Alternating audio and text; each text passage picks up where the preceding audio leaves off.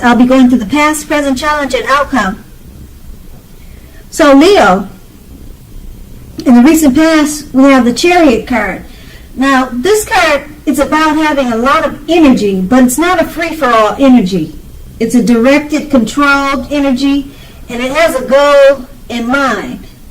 You probably were feeling pretty clear on what your hopes and dreams involved and what you were willing to do to make them come true.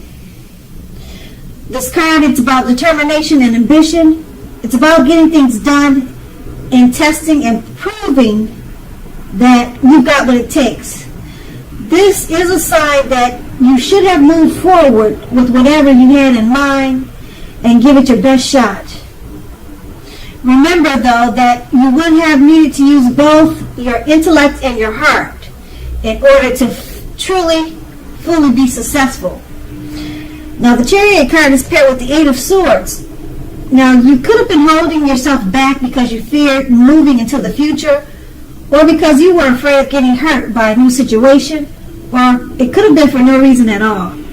You needed to think through what it is you were afraid of, because the truth of the situations are probably much less frightening than your mind was making it out to be. Now, those two cards are the recent past. Let's move on to the present. We have the Star card. With the Star card, you are probably finding yourself feeling inspired, and you will be feeling more hopeful about the future than you have in a while. You also will have your confidence will be at a peak, and you'll be feeling that your needs are being met, whether these are emotional or financial. Okay, both of them. It could be both of them. They'll both be met at this time. Just keep in mind, nothing can be taken for granted, but it's unlikely that your confidence is misplaced. That's very unlikely. And this is also a spiritual card. You could find yourself, at least for a time, feeling at one with all creation. It's not a common feeling, so make sure you savor it. The Star card is paired with the Four of Swords. Now, if you take a look at this picture, it's showing that there's a need for a break from normal life. This can also mean that you or someone in your life, they have withdrawn. And this would be for a time.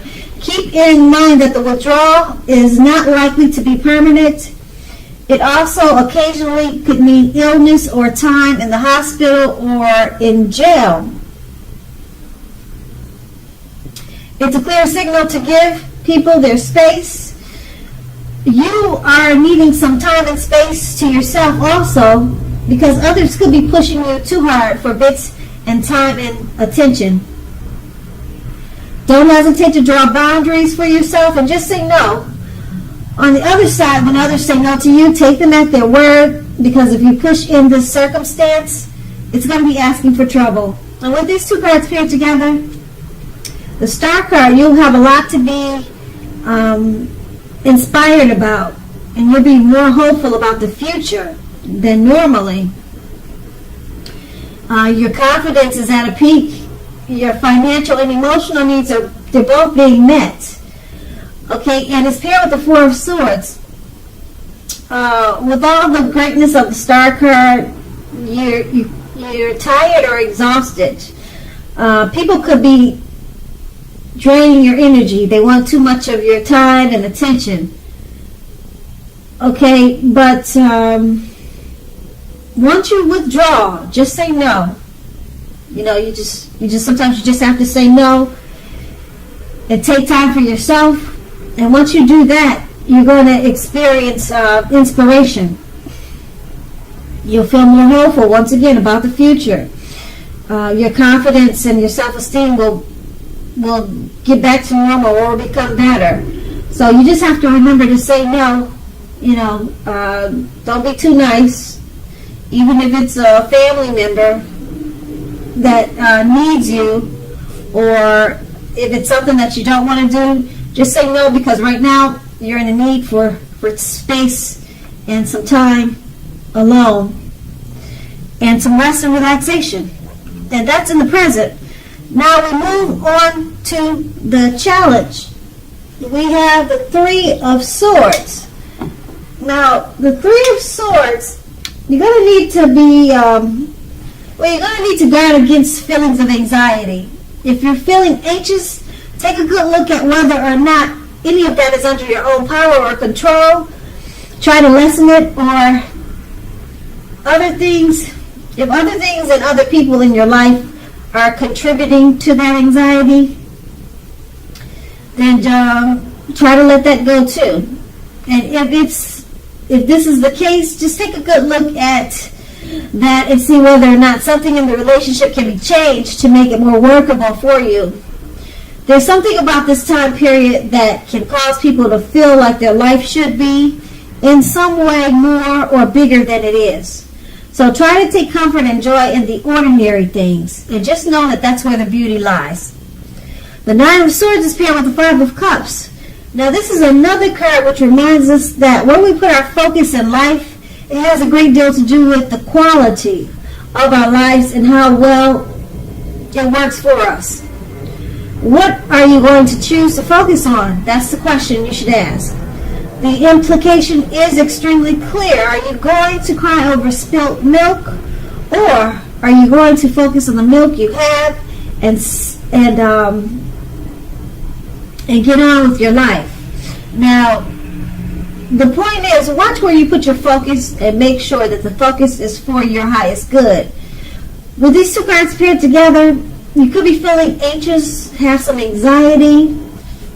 You need to take a look at yourself and figure out where is it coming from. Okay? Are you doing what the Five of Cups is indicating, that you're crying over spilt milk and it's causing you some worry and anxious feelings? Because it seems that way. It's the Five of Cups is saying that you need to make sure where you put your focus on. Now, with these two cards paired together, you're focusing on something that's causing you anxiety. So you might not want to do that. You want to focus on the milk that you still have, not the milk that has spilled. Okay, that's under the, what did they say, under the water and over the bridge. You can't get it back. So just focus on the milk that you still have, and that should help relieve some of the anxiety or whatever it is that's causing you some anxious feelings. And that's going to be the challenge. Now we move on to the outcome. We have the Tower card. Now with this card, you could be holding too tightly to the status quo, and that can be a disaster. You have to remember to roll with the changes. It's probably likely that some people or situations that you counted on as being there for you, they may no longer be there for you in quite the same way. Now keep in mind, this does not have to be drastic.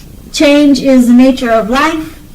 If you try to prevent it, it's going to be like trying to row upstream without a paddle.